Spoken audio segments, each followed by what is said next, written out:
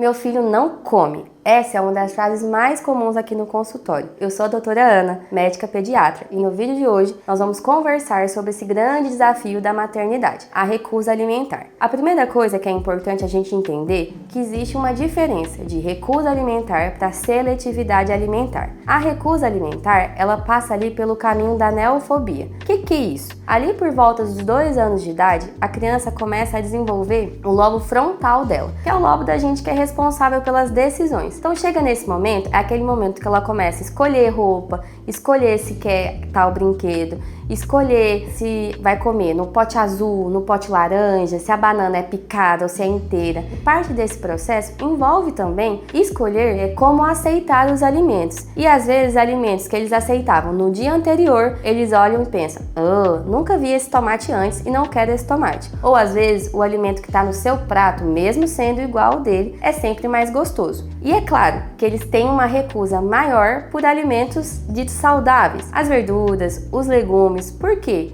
Eles têm cheiro, textura, cores diferentes, e acaba que alimentos não tão saudáveis são mais atrativos, vem embalagens coloridas. A gente não vê um lanche com brócolis, sempre é uma batata frita com um brinquedo mais legal, com o desenho que ele assiste. Esse processo é natural, toda criança vai passar por esse período de neofobia alimentar, e isso passa, assim como as outras fases. Agora, quando a gente fala de seletividade alimentar, a história muda um pouco de figura. Por quê? Na seletividade alimentar, não é só uma recusa pelos alimentos, é também uma preferência por um tipo específico de alimento com um aumento de frequência. Então é mais do que eu não como brócolis, eu só como macarrão com queijo todos os dias, café, almoço e jantar. Não aceito nenhum outro tipo de alimento. Na seletividade alimentar também existe uma recusa ou uma dificuldade com lidar com texturas diferentes. Então, o pastoso ou às vezes farinha, quando é uma coisa mais caroquenta, isso tudo causa estranheza na criança. Nesses casos, a seletividade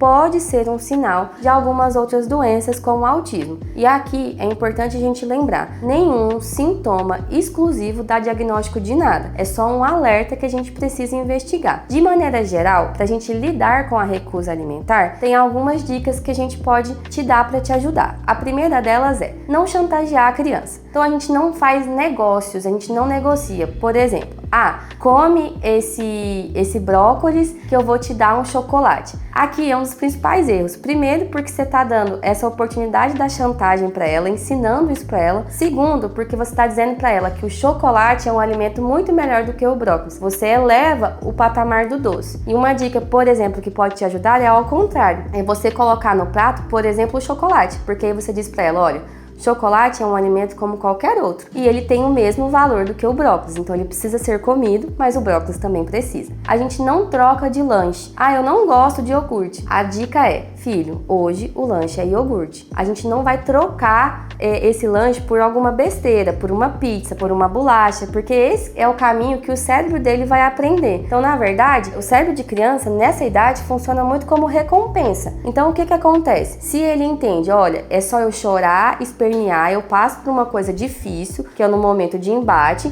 mas aí a minha recompensa é positiva. Você reforçou esse caminho. E aí ele vai extrapolar isso para as outras áreas da vida dele. Eu choro tantos minutos e aí logo depois eu tenho uma sensação de prazer quando eu consigo aquilo que eu quero. Então, chantagear nunca é uma boa. Do mesmo jeito que forçar também não é algo bom. Quando você força, você cria uma relação negativa com o alimento. E isso, mais pra frente, quando essa criança se tornar uma adolescente, ela pode desenvolver distúrbios alimentares, tanto de anorexia quanto compulsivos também, porque ela não cria uma relação saudável com o alimento. E o nosso grande objetivo quando a gente alimenta crianças é que elas criem relações saudáveis com o corpo delas e com o alimento, não uma relação disfuncional. E é por isso que a gente insiste nas restrições, nas variedades de alimentação. Outra dica é você trazer a criança para o processo. Toda criança gosta de bagunça. Quando ela pensa que ela vai te ajudar no preparo daquela verdura, no preparo daquela carne, isso aumenta o interesse dela pelo alimento. Então é muito mais fácil ela aceitar o franguinho que ela preparou do que aquele outro alimento que ela nem viu, que tem uma cor estranha e um cheiro diferente. Outra coisa que pode te ajudar nesses momentos é usar o lúdico. Então, por exemplo, quando você faz uma panqueca com espinafre, aí a panqueca do Shrek, por exemplo, você trouxe um elemento de uma coisa que ele gosta para um alimento ficar mais divertido. Outra coisa também é você fazer o que a gente chama de cadeia de segurança. O que é isso? A gente pega um alimento que você sabe que sua criança aceita bem, que ela tem plena aceitação, e coloca ele junto com o alimento que ela não aceita tão bem. Então vamos supor, seu filho come muito bem pão com ovo, mas ele não come rúcula. No primeiro dia, você dá a rúcula para ele, deixa ele tocar, deixa ele brincar com aquilo. Ele vai fazer careta, não vai querer comer. Numa segunda oportunidade, você vai pegar um pedacinho da rúcula pequeno e colocar dentro do pão, mostrando para ele. A gente não faz nada escondido, porque todas as vezes que a gente faz coisa escondido gera desconfiança e reduz a aceitação mais pra frente. E aí, com o passar dos tempos, você vai aumentando aquela rúcula até que ele aceite. Então você pegou um alimento que ele confia para um alimento que ele não confia e tá ajudando ele nesse processo. Outro ponto importante é que você seja o exemplo. Não dá para você esperar que seu filho coma verduras e legumes se você não come. Aquilo que tá no seu prato, na maioria das vezes, sempre vai ser mais gostoso na cabecinha dela do que o que tá no prato dela. Então é importante que mesmo que ela recuse, ela veja você comendo frutas, verduras, legumes. Algumas vezes uma estratégia legal é você, sem falar nada para a criança, começa a comer uma fruta, uma verdura, logo eles vão, mas o que você tá comendo aí? A curiosidade é algo inato de qualquer criança. E quando você faz isso, você desperta essa curiosidade e o interesse. Olha, minha mãe e meu pai acham isso gostoso. A chance de eu achar isso gostoso é maior. Outro ponto importante é não desistir na primeira recusa. Nenéns vão recusar, crianças vão recusar os alimentos. Isso é natural. Pra gente falar que uma criança não gosta, ela não gosta de cenoura, eu preciso ter oferecido no mínimo de 15 a 21 vezes em ocasiões diferentes, de modo de preparos diferentes. Aí não, beleza. Então eu fiz isso tudo, ele não gosta de cenoura. Mas é importante também que você tenha paciência e entenda que isso não é pessoal. Quando ele não quer comer a comida, ele não tá te irritando, ele não tá te provocando. Faz parte do desenvolvimento dele. Ter calma nesses momentos e oferecer outras vezes é fundamental pra gente construir uma relação saudável na alimentação da sua criança. Se esse vídeo te ajudou de alguma maneira, deixe seu like, se inscreva no canal e compartilhe com outras famílias que estão passando por esse momento. E me conta aqui nos comentários qual é a sua maior dificuldade na alimentação do seu filho. Até o próximo vídeo.